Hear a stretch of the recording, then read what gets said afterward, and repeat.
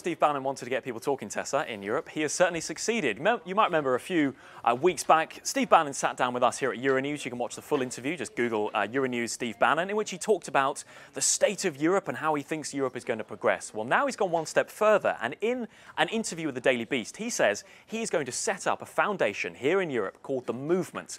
And the idea is to stir right-wing populist revolt across Europe with a view to building a right-wing group in Brussels. Now, people are telling us from Brussels that this is getting a lot of talk. People are talking about it, not just on social media, but obviously in the corridors of power there as well. This is potentially a big headache for the European Union ahead of the elections in 2019. But Steve Bannon's plan, I suppose you could say, is to stir up the kind of fever that perhaps swept Donald Trump into office, this idea of taking back control of borders, this idea of being individual nation states and putting your country first. Steve Bannon obviously was Donald Trump's former chief advisor in the White House before exiting that role.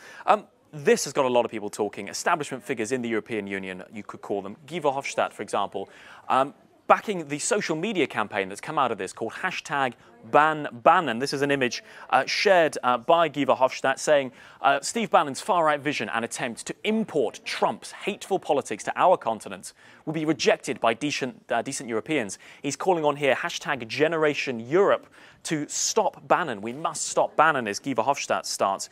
David Lammy in the UK calls Steve Bannon, I believe he calls him, yes, morally bankrupt and delusional if he thinks his think tank is going to sway things. But there are voices in Europe who see Steve Bannon's move as standing up for what they believe in, and also people taking issue with this characterization of Steve Bannon as right-wing.